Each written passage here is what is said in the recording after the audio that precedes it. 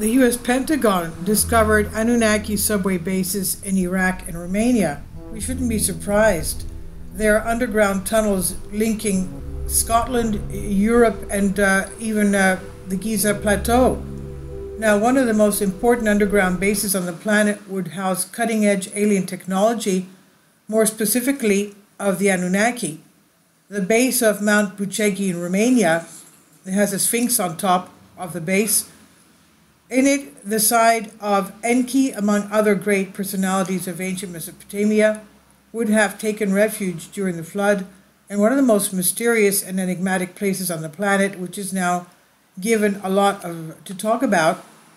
Many controllers dedicated to the mapping and geolocation of underground Anunnaki military bases, among other things, have heard of this base that apparently is protected with electromagnetic technology that allows its invisibility for the search engines. In 2002, an orifice was discovered in the area of the Bucegi Mountains, a mysterious cavity that penetrated into the interior of this rocky complex. The characteristics of this entrance to the mountain have a tunnel with a shape so well made that it must have been created artificially.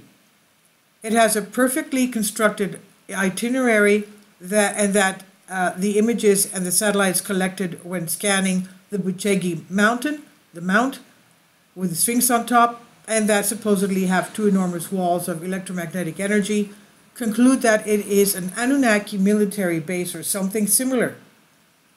Ancient construction.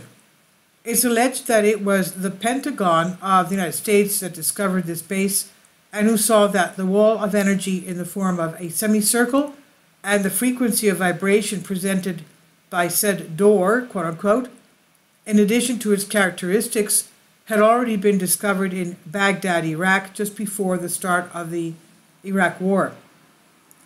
And it said that this was the real reason why the U.S. troops invaded the country, and that they would have taken control of that base without the people of the area ever having any knowledge of this underground base.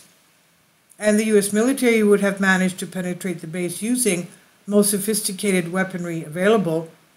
The entrance to the base itself would have been about 70 meters from the electromagnetic safety wall. That's what, about 210 feet. Anunnaki weapons unimaginable to the rest of humanity, as they would have used plasma beams and machinery capable of penetrating beyond the Earth's crust at incredible speed. Can you imagine? Technology only imaginable for the common of mortals as science fiction, but as always, reality surpasses fiction. And the most surprising thing about this base would be what was inside it. Two Pentagon generals and the counselor of the President of the United States went to the facilities after unsuccessful attempts to unblock the electromagnetic barrier that impeded access to the premises.